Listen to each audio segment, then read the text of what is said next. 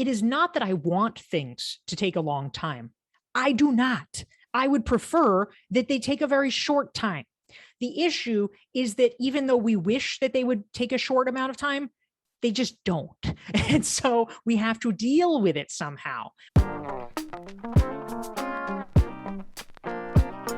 Hey, my name is Mike Reed. I'm the co-founder of a company called Dent. We're a business accelerator. We run programs for the founders of traditional service businesses to help them grow and scale. We've been doing that for 10 years around the world. We have an office in Sydney, Australia, an office in London in the UK, and here in Toronto for the Americas as well. And we work with the founders of traditional service companies who are really good at what they do, but they're struggling to stand out in their industry.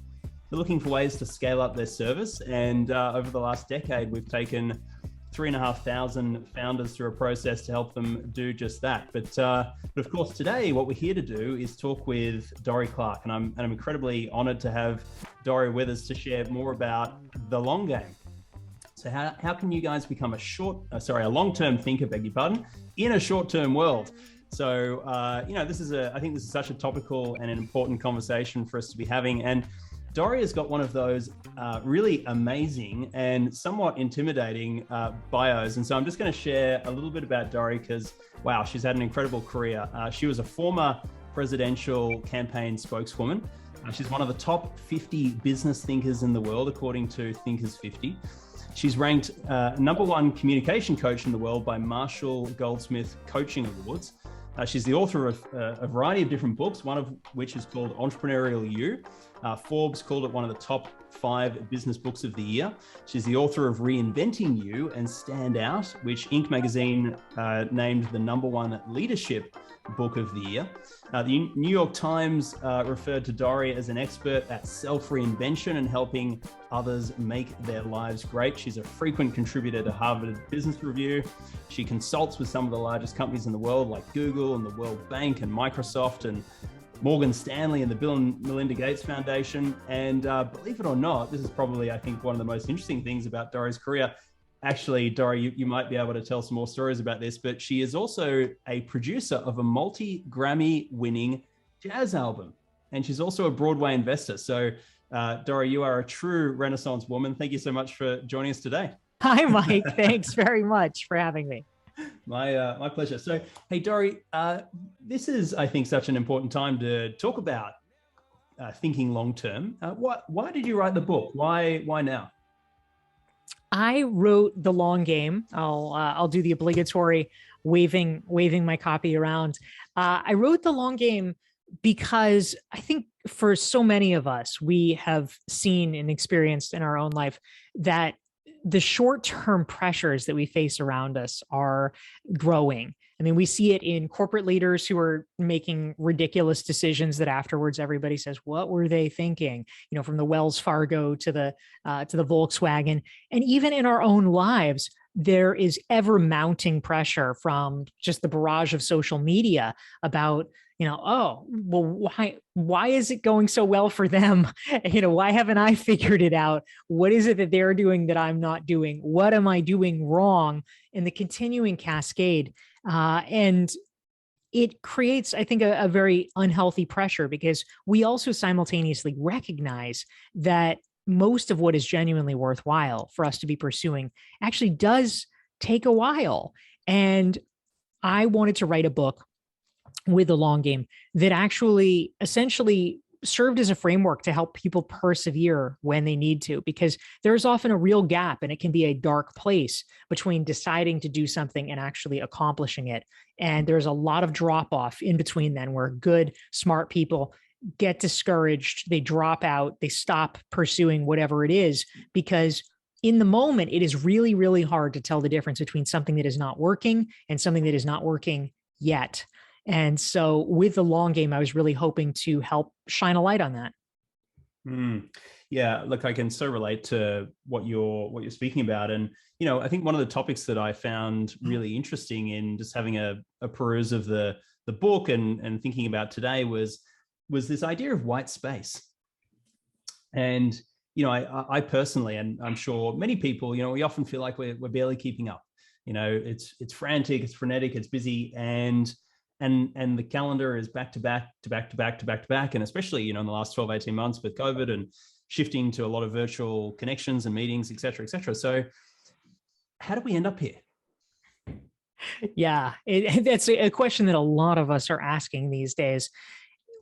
The first third of the long game is really devoted to the concept of finding white space, because as most of us know intuitively, with our schedules, with our lives, you can't add more water to a glass that's already full, right? And it's not that strategic thinking or long-term thinking takes so much time. It doesn't. We're not saying, oh, you have to go be monks. Oh, you need to take a year off in order to think strategically. That is neither practical nor necessary. But what is necessary is having a little bit of time, having a little bit of space. And for so many of us, we are stuffed to the gills. Our schedules are so crammed. There is literally not any extra room to be able to step back and ask some fundamental questions like, am I actually working on the right things? Am I actually working on doing things that will get me to the destination that I'm hoping to get to? And on and on. And that busyness can be, obviously it's problematic. Most of us hate it, but we keep consistently failing to extricate ourselves from it. And in fact, sometimes even up the ante on ourselves. And so I really wanted to try to explore that further. You know, why is it that we keep moving more and more in that direction when we say it's the opposite of what we want? And helping to hopefully provide some tools for people so that they can break out of that to be able to ask more meaningful questions that can hopefully get us to a better place. Was there a personal experience or a personal story that really led you to go, you know, enough's enough? I gotta write this book and figure this out myself.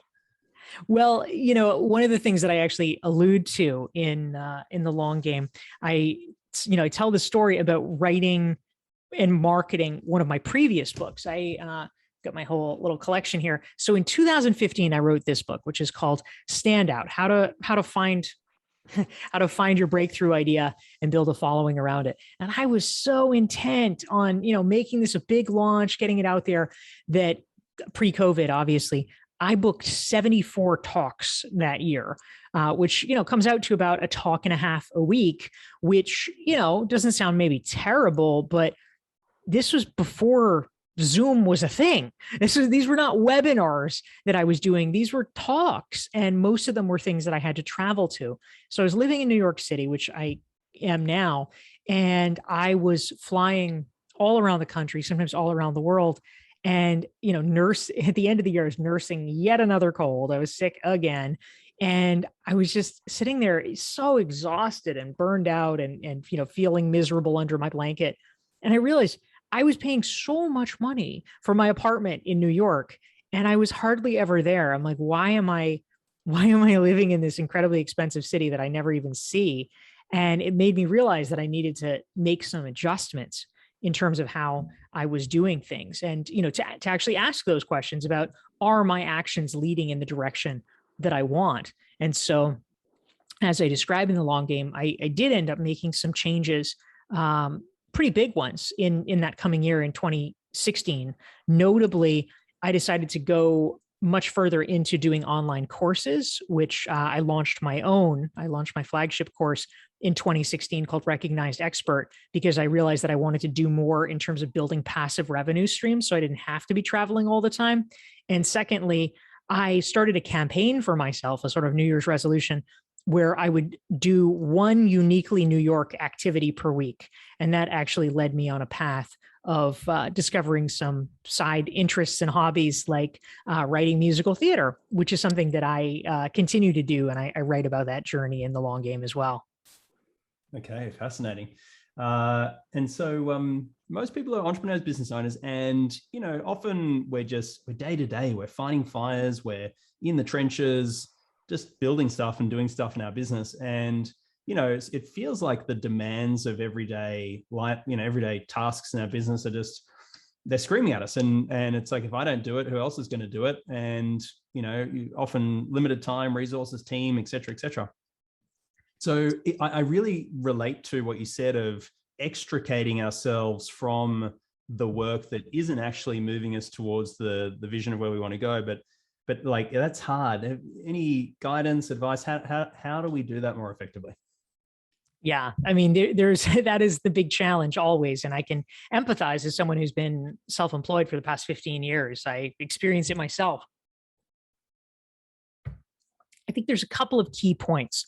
The first one is to understand also that, and there's a concept that I talk about in the long game called thinking in waves.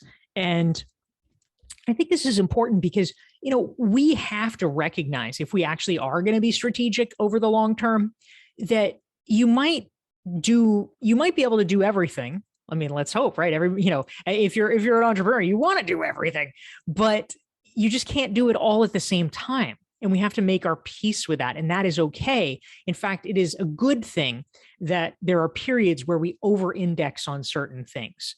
And so, for instance, if you are somebody that has been running a business that has been impacted in some dramatic way, either positively, I hope, or negatively by COVID, for the past 18 months, things might have just really been bonkers for you. And if that is the case, you need to deal with that. There's not really bandwidth for other things. You need to do what you need to do. But that being said, we will eventually come out of that. And a problem that I see time and again with the clients that I advise is that often they get stuck in one wave and they just keep doing one thing. And it becomes problematic because where we succeed is in being able to shift to other things. So, I mean, for instance, there's a lot of people that have had personal responsibilities or caregiving responsibilities during COVID. I mean, if you have a sick relative, that's what you got, and you can't beat yourself up that you're not doing all the sort of extracurricular professional development activities that you might want to do under other circumstances. You are dealing with the cards as they're dealt. That being said, there is a season for everything. And it's just when it is appropriate, you need to turn your time and your attention to over-index on other things. Right now, for instance, practically all I'm doing is marketing my book. That's the appropriate season for me because my book is launching in 3 weeks.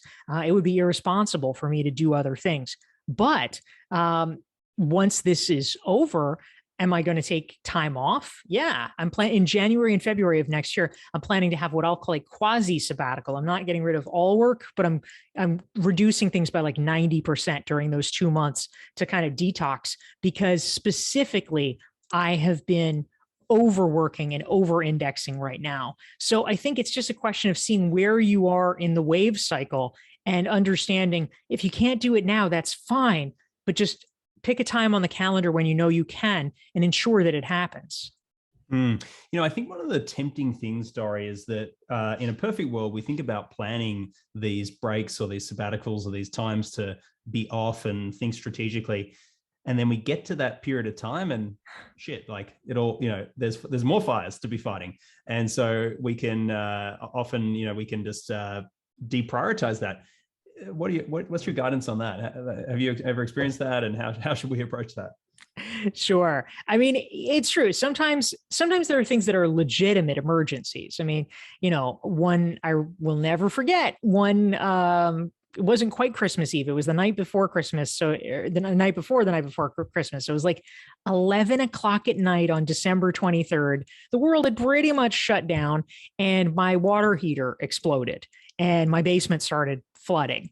And, when you have literally that situation, that is the priority. You're going to do that because anything else is less important in that moment.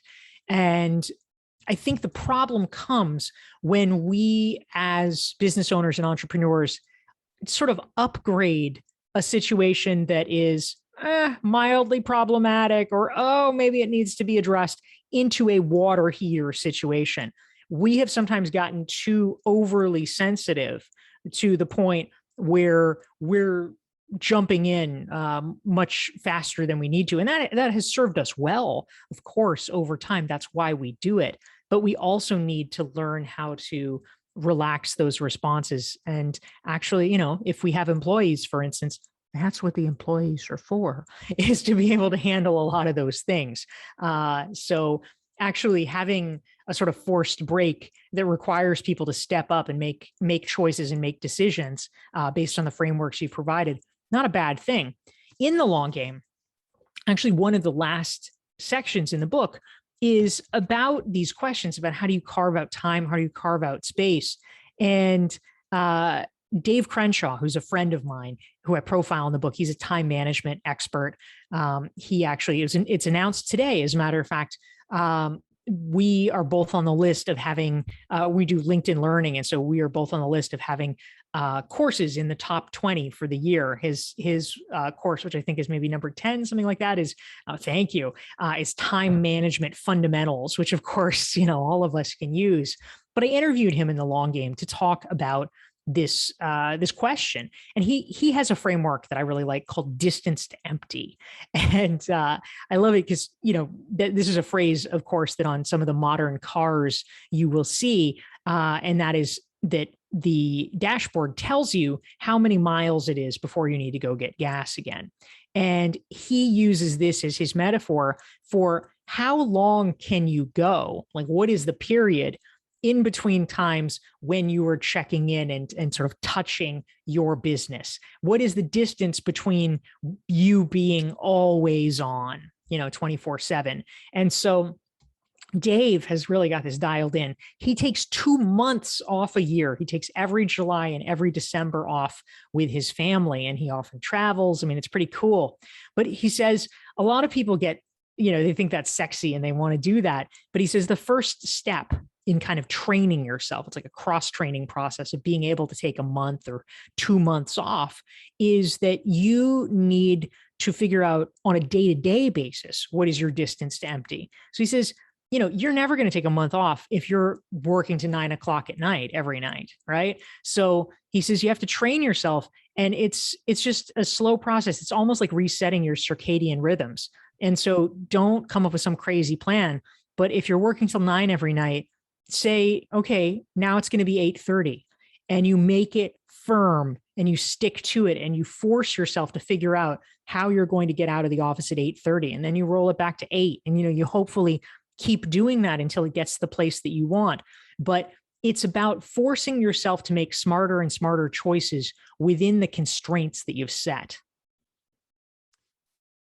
I've got so many questions to ask you, Dorie. And look, for everyone in the audience, please throw questions in the chat, because we are here for you. And we'd love to know, what are your questions? What are the things that you'd most love to ask Dorie? As we go through, we'll cherry pick some questions to bring to Dorie as we go. So please throw them in the mix.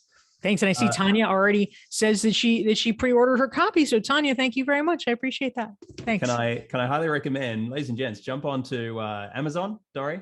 Amazon's great. That is one of the places for sure. They sell books, and you'll find Dorie's book there, The Long Game. Highly encouraged. Grab a copy. I've had a sneak peek, and it's excellent. So Dorie, I've got so many questions about you've built an incredible personal brand, and you've done an amazing job at building your business and your thought leadership position in your industry, in addition to writing so many great books about these topics as well. What are the strategic things that you think entrepreneurs should be more focused on? Yeah. Well, I've been asked the question sometimes, how do you define strategic thinking, like at a really basic level? And the way that I think about it, which for me is very clarifying, is what are the things you can do today that will make tomorrow easier? That's really it. It's a question. I think it involves discipline in many ways, but it's actually incredibly satisfying once you kind of get into the habit of realizing, oh, if I do this thing now, it is going to really help me long term. And I'll give you an example from my own business. In 2016, 2017, I did a lot of work.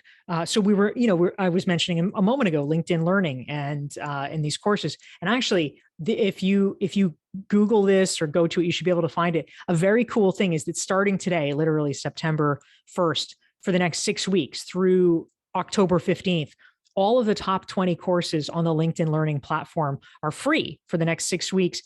whether or not you have a LinkedIn Learning subscription, and literally whether or not you have a LinkedIn account. I hope you all have a LinkedIn account, but even if you don't, you can get the courses. So 2 of mine are free, which is the number 2 most popular course is strategic thinking. The number 16 most popular course is interpersonal communication. So anybody can take those. But in 2016 and 2017, I was going deep on creating these courses. And honestly, it's a huge amount of work. Each course that you do, it's about, in my case, let's call it maybe an 8,000 word script that you have to write for it. Then you have to fly to California, which I live in New York. So this is a lot. Fly to California, record them. It's like multiple days out of your life. And over the past 5 years, I've done 25 courses for LinkedIn Learning. So this is a huge investment. They paid in advance, but it was not a huge advance. And then over time, you kind of earn it out and all of that. But basically in 2016, 2017, 2018, it was a lot of very intensive work, on a kind of speculative basis, right? You get a little tiny bit of money, but is it going to turn into anything? But the good news is that work, once done, I realized would pay monthly residuals. And so I am still now, and it just increased during the pandemic, but like 5 years later, I am getting monthly checks as a result of the work that I did 5 years ago. And so for all of us, if we can ask the question, like, what is a thing that I can do today that 5 years from now, I will, future me will be thanking me for doing in my business? That's a great question to ask. One of the things that we talk a lot about with our clients, with our audience, Dorie, is this idea that income follows assets. So in business and life, and particularly in business, the more asset rich your business is, in other words, the more you can, unpack your intellectual property and formalize it into, whether it's digital tools or content or things that, whether or not you were there delivering it personally, it would still continue to yield value and return. And I think, it's a great example of, building an asset today that, even if it may be a little bit speculative as to what it does in the future, one way or another, successful entrepreneurs and successful businesses are full of really great assets. So one of the concepts you talked about in the book was this idea of making the wrong bets. And I hope you kind of know what I'm referring to here, that often, sometimes we optimize, or people focus on, the wrong thing, they succeed at the wrong thing, and it doesn't actually move them towards their long-term goals. Can you maybe expand upon that? Yeah, absolutely. So we all have sort of these scripts or hypotheses that we're following, right? And some of them are ones that we have consciously chosen. Some of them are not necessarily. Oftentimes we are following paths that either were things that our family kind of came up with, or that society writ large thinks are a good idea. Some of us as business owners might kind of inadvertently fall into it too, by looking around at what our competitors are doing and saying, oh, well, everybody seems to be doing this thing. And it's easy to kind of get swept along with that sometimes. But I am a really big fan of not just bringing the kind of lean startup methodology and testing into my business, but also at a very fundamental level for the long game. What I tried to do was write a book to help people apply the principles of strategic thinking to our own lives, to our own careers, because sometimes we fail to make that leap. The things we do sometimes do really well in our businesses, we don't do for ourselves. It's like the cobbler's children or something. And so really kind of walking through and understanding, what are we optimizing for? Where are we headed? And if it turns out that something is not the right thing or whatever, it's not necessarily the end of the world. In the last section of the long game, I actually sort of unpack my 2019. I wanted, when people talk about talk about some failures you've had in your business, it's easy for a lot of us, I think, if you've been in business for a while, to pick something like, oh, well, when I was 22, blah, blah, blah, blah, blah. And then, and now I'm really successful. And it's like, okay, well, that's great. It's encouraging, but like everybody kind of screwed up a lot when they were 22, right? Like it's not surprising. And so I wanted to really share something of much more recent vintage. And so in 2019, pre-pandemic, not contaminated by any of that nonsense, I started the year with 5 goals, 5 big goals for myself. And they were all big goals, but they were all very plausible goals. Just as examples, one was to give a speech at this like really prominent conference. Another was to write a column for a big media outlet. And again, not unrealistic. I knew people on the selection committee for the conference. I had been invited to try out for a column by the media outlet, like all these kinds of things. Anyway, one by one throughout 2019, they all blow up. They all, none of it works. And finally, at the end of the year, literally like at the end of November, the 5th one turned in my favor, which was exciting. But all of the others are just like, okay, is anything working? And I think for so many of us, we do experience it and we keep experiencing it, even when we are, successful, even when we're more advanced in our career. And we just have to keep that perspective that it's not like you hit some level and then everything works after that. There's always the process of trial and error. And we've had some really great questions come in the chat box. Thank you, ladies and gents. So we're going to get to those in one sec. But just jumping off that point, Dorie, that, as I said before, you've done a really incredible job at building your personal brand. Congratulations. And, I actually, in marketing and promoting this event, I, reached out to obviously a lot of people to invite them to join the event. And so many people came back and said, wow, they said, oh, you're going to love it. Dorie's awesome. Dorie's amazing. Dorie's amazing. I got this over and over and over again. And I don't just say that to flatter you, but I say it to, I guess, be curious and understand, how have you approached building your personal brand? And was it, by accident? Was it by design? Can you maybe unpack that for us a little bit more?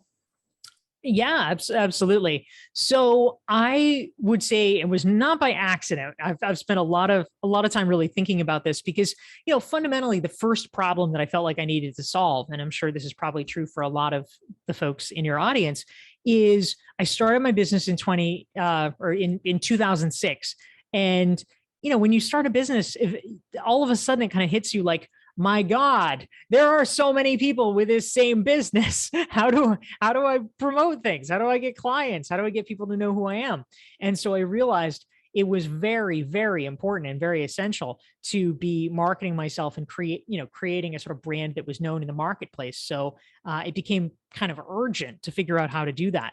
So I really tried to break that down and analyze it. And in many ways, that's what this was. My book, Stand Out: How to Find a Breakthrough Idea and Build a Following Around It, is my book about how to create thought leadership and how to become a recognized expert in your space.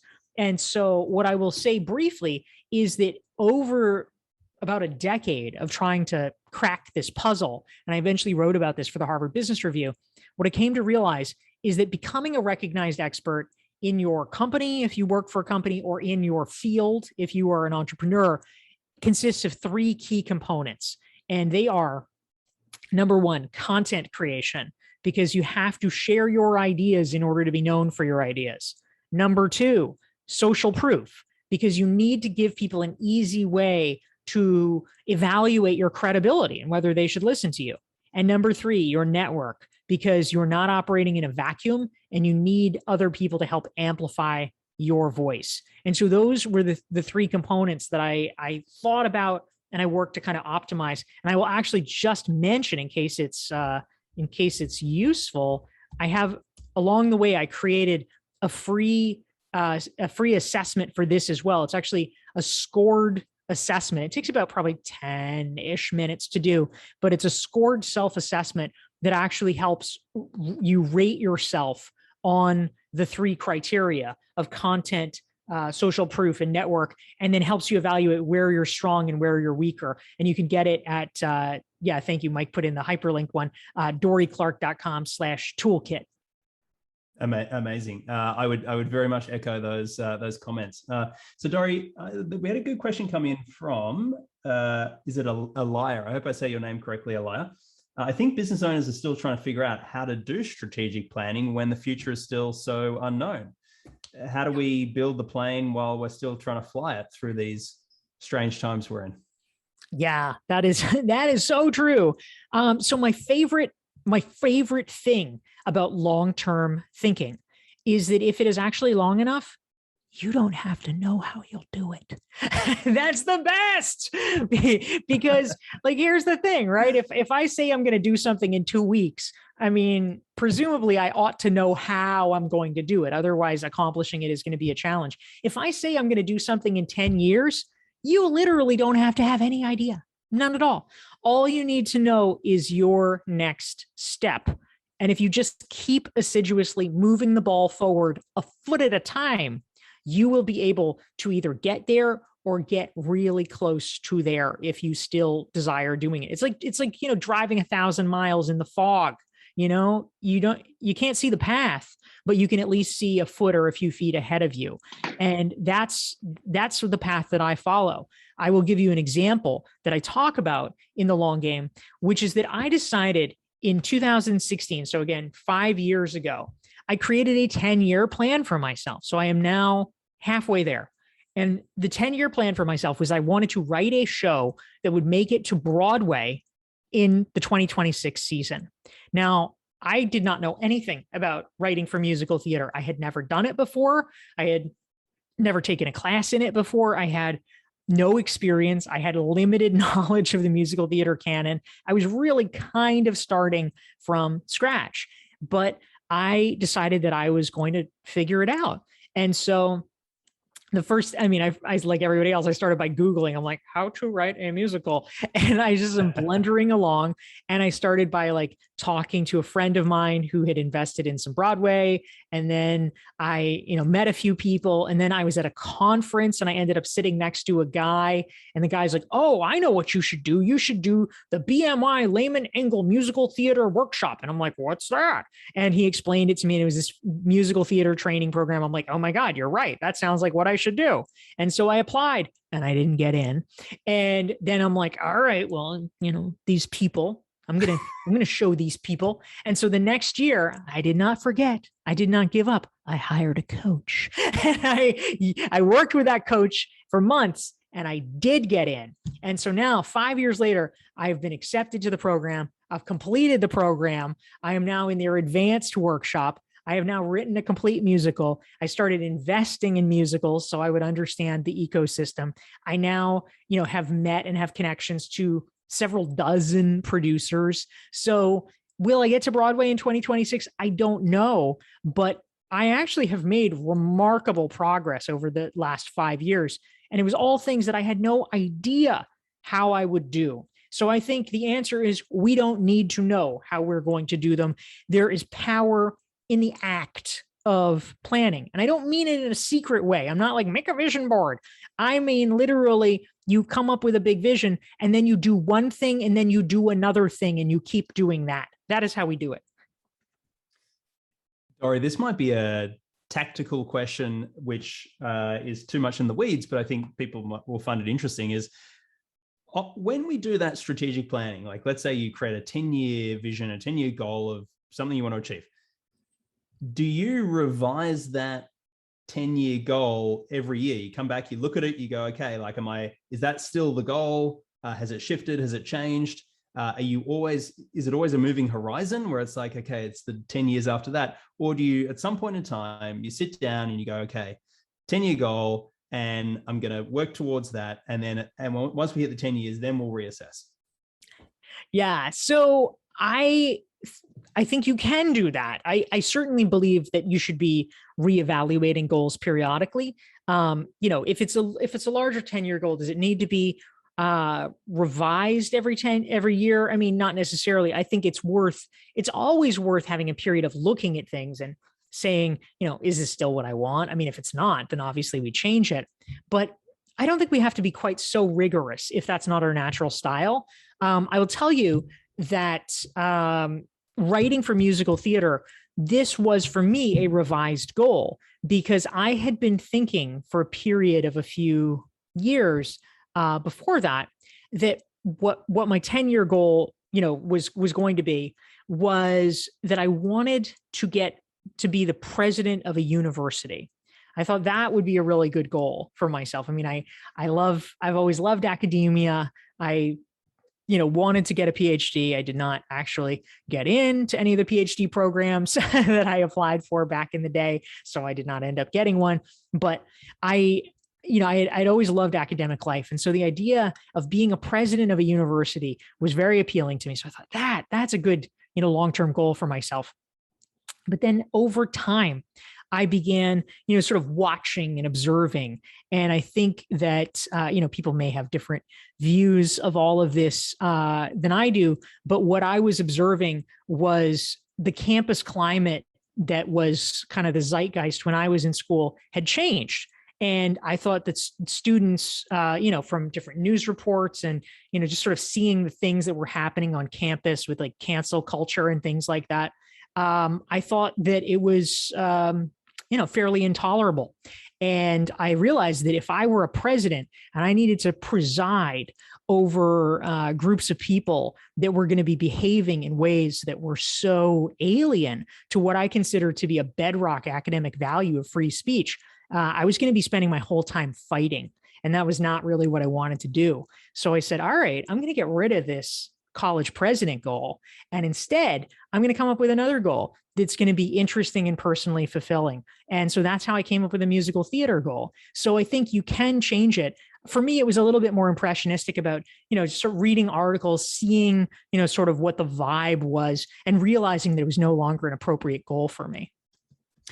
Scott McMillan asks, you briefly mentioned the distinction between something not working and not working now. Can you talk a bit about how do you decide whether to fish or to cut bait on the idea? Yes. So what I suggest, Scott, in the long game is one of the key elements is I think that for many of us, we are so focused and so fixated on the end goal, the big end goal, that almost anything else besides that thing, that final outcome, doesn't really seem like a big deal to us oftentimes. And so we may be making progress, but we often tend to ignore it or to negate it or to just literally not even notice it. So it's the thing that we want is to get the best-selling book, or the thing that we want is, to get on the really big podcast or whatever. And it takes a while, I mean, it could take months, it could take years to accomplish the thing. And so it's in those moments where people tend to be like, oh, it's not working. It'll never work. And then they drop out, which is sad, which is unfortunate. And so a lot of the things that actually are legitimate signs of progress are things that people denigrate. So, I mean, if your goal is, you really want to be sharing your ideas with the world or something like that, when you start to get like random invitations from podcasters in Uzbekistan who want to talk to you, like you might look at that and be like, oh, come on, why would I do that? That is actually a sign of progress, that someone in Uzbekistan knows who you are and that they want to talk to you. And so that is not the thing that should be spurned because it's not Oprah. It is the thing to say, oh, well, wow, 5 years ago, if you had told me that some random person in Uzbekistan would be, reading my work and wanting to talk to me, I would have been thrilled with that. So like, I need to recognize that and appreciate that. And it's little signs, it's a customer sending like a really impassioned testimonial, or it's starting to get more LinkedIn requests from strangers, because all of a sudden you're like, oh, well, you're someone that people want to get to know. Like it might seem stupid, it's like, it's just like, who are these random people? But we have to appreciate these things and to recognize it for what it is. I call it looking for the raindrops, because before the skies open up, that moment, you've all been there. You're like with your friends and you're like, was that a drink?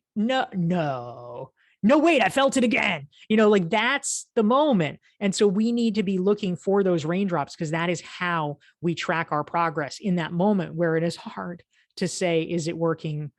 Is it not working, or is it not working yet? What a beautiful metaphor and analogy.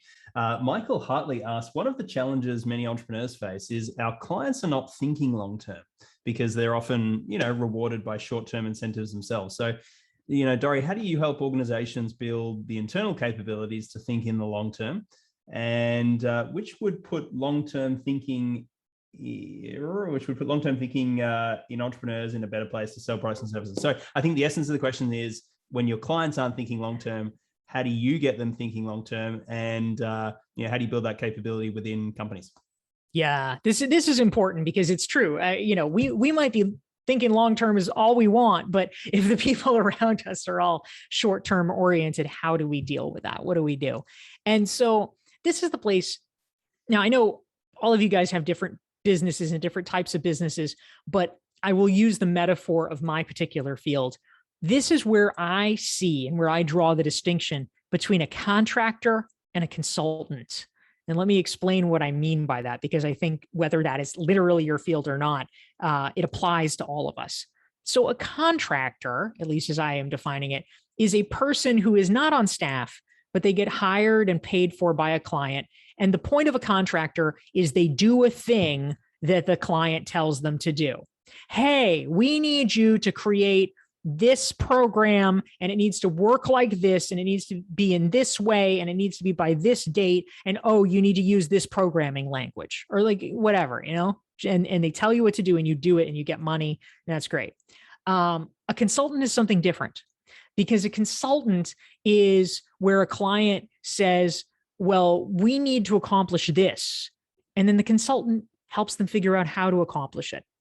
And a situation occurs, not infrequently, where a client doesn't really get the distinction between a consultant and a contractor. They try to tell the consultant, well, we need to accomplish this.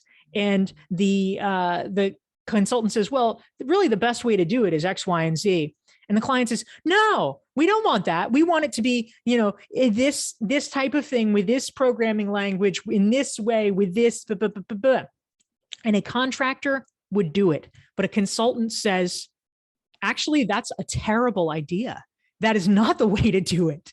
And if you do it that way, it's going to cost you an extra $10 million over the next 7 years. Do you really want to do that? Because you are hiring me to give my best expertise. And what I am telling you is that this is an error, and you need to do it this other way, which will be far more optimal for you. Now, do clients like to hear this? Often not. But if you have established the social proof, the network, and the content, your ideas that have been a reason why they hire you, hopefully and presumably, you have created enough respect for yourself and your ideas that they are willing to listen, and they are willing to say, well, geez, that's so annoying. We wanted it to be this other way. But if Mike tells me that it's really, really better this other way, I guess we're paying a lot of money to Mike. I guess Mike's expertise is really good. Well, geez, I guess we better listen to Mike. I love that. And listen to Dorie, ladies and gentlemen. That is really great advice. Mike Stroh asked, Dorie, your energy is very inspiring. I'm curious, how do you maintain and promote the enthusiasm you have? And, what kind of challenges do you face in your own journey? Are you the kind of person that's hard on themselves, or, do you find it easy to celebrate your own achievements? Well, the first answer is caffeine, but actually not that much caffeine. Only 1 cup a day, sometimes 2, but not more than that. I try to living in New York. I don't know. Does that make a difference? Yeah. It's, you gotta keep the Zen balance, man. But no, I do get legitimately fired up, talking about these ideas and talking to cool people. So it's fun. The work that I do is fun, but to the question about celebrating achievements and things like that, it is really true for a lot of people. It's easy to just constantly be moving on to the next thing. It's sad, right? Because we want to be the kind of people that celebrate. And instead it's just so often yeah, that was good. But what really is important, and, you go into this other thing and you brush over the accomplishments. So I've really tried to be mindful, to sort of cultivate an awareness about wanting to celebrate small things. I think that really is legitimately important. And to answer your question, I am actually not really hard on myself. I'm kind of the opposite because I feel like you know, I don't know. Maybe it's just like a little league mentality or something. Little league is actually really good for people, I think. Like if you really take it in, the principles of little league, I think it's really right on. It's like, you know what? All you can do is all you can do. Like, as long as you're like hustling, running to that ball, like, if it, sometimes balls are hit that you can't catch. That is a fact of life. But the part that you can be hard on yourself for is if you were lazy, if you didn't try, if you were like, oh no, I can never catch that, and then it like goes over your head, right? But if you hustle to that ball and you gave it everything you could and you still can't catch it, well, whose fault is that? That's not your fault. And so I basically just try to be like, yeah, well, all you can do is all you can do. Like right now, I am doing, gobs and gobs of interviews and podcasts and articles and whatever for my book launch. You want your book launch to be as successful as possible. And sometimes it is and sometimes it isn't. But I know that I will have left it all on the field come September 21st when the book launches. And I will feel good about that because there's a lot of factors in life you can't control. And so you just have to be comfortable, knowing which those are and that you tried hard. Wonderful. Dorie, in the book, you talk about, towards the end, you talk about this idea of keeping the faith. Can you explain what you mean by that? Yeah. So the last section of the long game, as you say, Mike, I call it keeping the faith, because fundamentally, when it comes to being a long-term thinker, I break the book down into three key parts, which I think are important as part of the process. I mean, the first one, as we talked about, is creating white space, because you do need some room, some mental bandwidth to be able to ask those questions of yourself. The second is about focusing on the right things and really making sure that you are not attending to the world's desires or goals, you're attending to yours. And then the last part is keeping the faith, because inevitably, I mean, I think we all know this intellectually, although that does not make it easy for us, but inevitably there are setbacks, there are gatekeepers, there are rejections, there are failures, quote unquote. And somehow, if we want to get to that goal, we need to overcome that, or we need to persevere, or we need to at least find a different route. And so keeping the faith is about finding the ways to do that, so that one way or another, we are able to end up at the destination we want, or at least, very close to the destination that we want. Is there a story for you personally, Dorie, that really comes to mind when we talk about keeping the faith? Well, certainly a part of it, as I was alluding to, was like my 2019, where like everything I was trying was like not coming to fruition. And after a while, it just begins to feel like super insulting. Like this media outlet that I was talking to, literally over like, I think it was an 18-month period, or it was something close to that. They asked me to try out multiple times. So I submitted 2 sample columns to them, and they were like, yeah, this was really good, but like, we think we want to, maybe we want to have like a rotating thing of columnists. And so would you be interested maybe in the future? And I'm like, yeah. And so like, okay, well, we'll be in touch. And so they have, somebody do it, then they have somebody else do it. And they have somebody else do it. And so, I got back in touch. I'm like, hey, how you mentioned that you were thinking of like rotating? Like, do you want to rotate to me? And so, then the guy was like, oh, maybe you can send us some more columns. And I'm like, oh, okay. So I tried out again. By now I've sent them like 4,000 words. Like they've seen lots. And, so they go back and forth and you have to ping them a million times. And then finally they're like, yeah, no. And I wrote back, literally, I have the exchange in the book. I wrote back and I'm like, okay, well, maybe not this column, but like, is there something else that I could do for you guys? Like maybe I could do some articles, or maybe I could blah, blah, blah. And he writes back, he's like, thanks so much. we hope you'll keep reading. I'm just like, oh, F you, buddy. Yeah. I mean, and you just spent huge amounts of time, pursuing these like fruitless things, but you gotta keep trying. And, you just got to keep your voodoo doll nearby and you remember who that person is. And maybe there's a chance later on. That's all, like that. Dorie, I'm really impressed. And I guess, I don't know quite the word I'm looking for, but I find your perseverance and your humility to be really endearing. And it just seems like you really like setbacks are like water off a duck's back. And, from reading a few parts of the book, you really just embrace this idea of setbacks. I don't know if that's the case, but from the outside in, that's what it looks like. What's your take on that? Well, I won't say that, it's like water off a duck's back, because that implies that it doesn't bother me. Setbacks definitely bother me. I mean, they're annoying, right? Like the whole thing about the long game is like, it's not that it's particularly valorous to play the long game. It is not that I want things to take a long time. I do not. I would prefer that they take a very short time. The issue is that even though we wish that they would take a short amount of time, they just don't.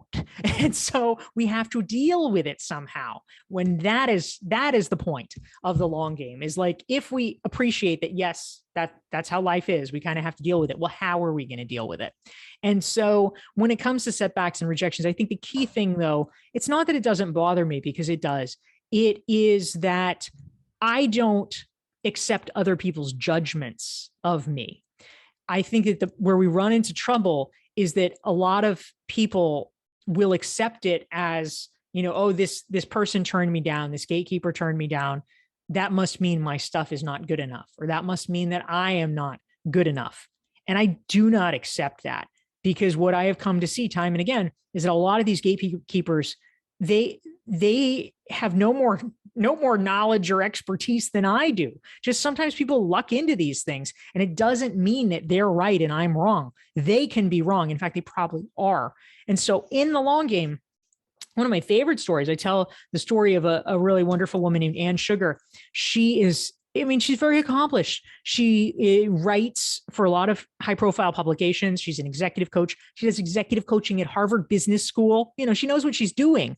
And she was writing for a business publication for free, mind you. She had been writing for them for 6 months. She had done more than 35 articles for them for free.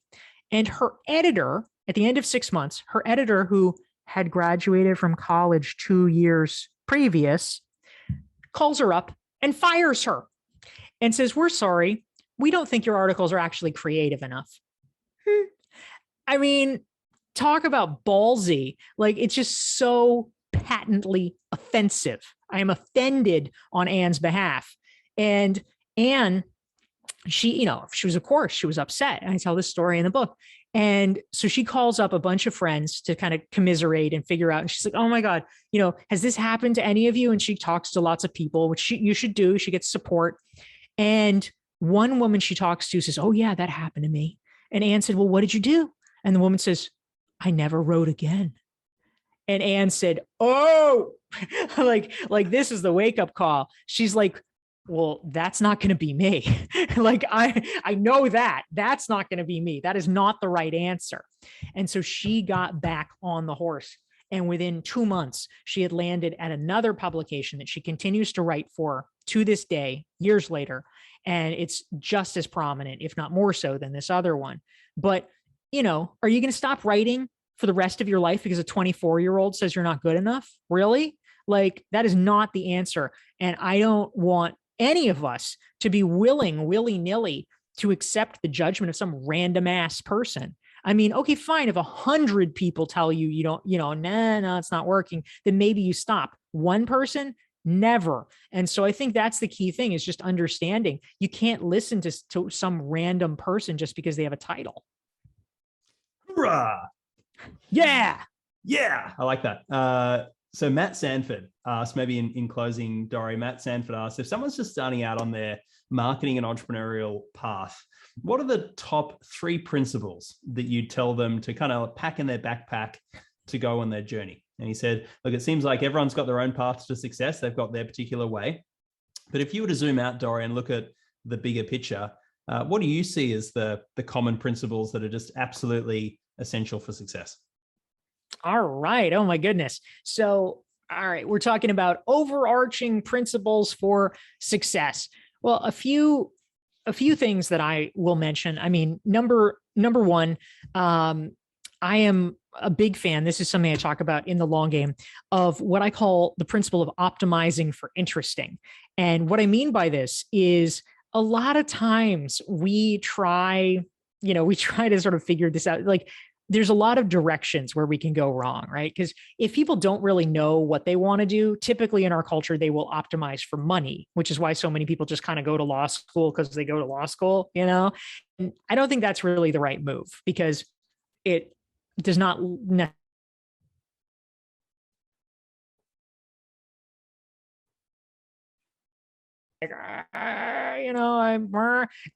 then that's not the most helpful thing. So if we don't optimize for money, what our culture tells us is we should optimize for passion. And that is great, unless you're not 100% sure what your passion is. And then you usually feel terrible and you feel ashamed because you don't know what your passion is. And a lot of times people feel like, oh my gosh, well, I can't do anything until I know what my passion is. I'll just have to, sit here for 20 years and figure it out. Also not good. So what I suggest is optimize for interesting. There's nothing like a low bar, right?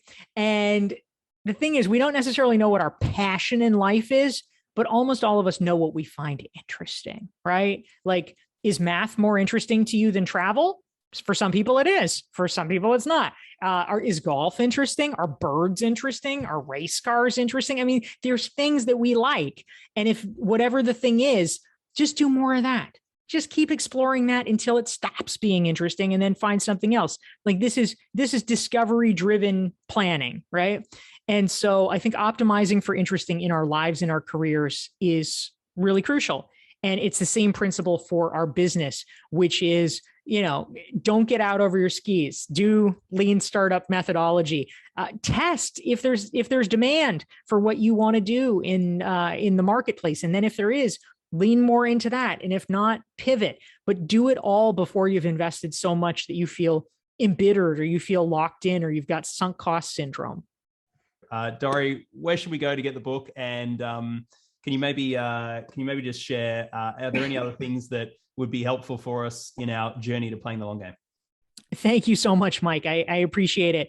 Yes, I would be certainly very grateful. Pre-orders matter a lot. If any of you have ever written a book, you know that this is true. So Amazon is a fantastic place. There's also a lot, there's Barnes and Noble, and if you're in Canada, there's Indigo, and all the various places. If you're in UK, it's Waterstones, all the things. But you can pre-order this book. It is out in 3 weeks, and it will soon be yours, and that would be amazing. And additionally, if you want to stay in touch and right this minute start thinking about these important topics, you can download. It's in the chat box from Adrian, sent the link, DorieClark.com/thelonggame. And that is the free long game strategic thinking self-assessment that can help you dive in and really engage with these questions yourself. So I'm excited to share all of this with you imminently. I think it's the best book that I've written 4. So I have a good longitudinal knowledge, and in our, amazing quotes, Seth Godin says is my best book too. So I hope you think so as well. And thank you for being here. Dorie, I just want to say thank you so much for taking the time and coming and sharing your expertise today. It's been a hell of a lot of fun. And oh wow, you are every bit your reputation and more. So thank you for coming and sharing. That's been appreciated, and we're all very grateful. Can I ask for everyone on the call, can you just jump off mute and give Dorie a big hoorah? Thank you. Hurrah, Dorie. Thank you very much. It was awesome.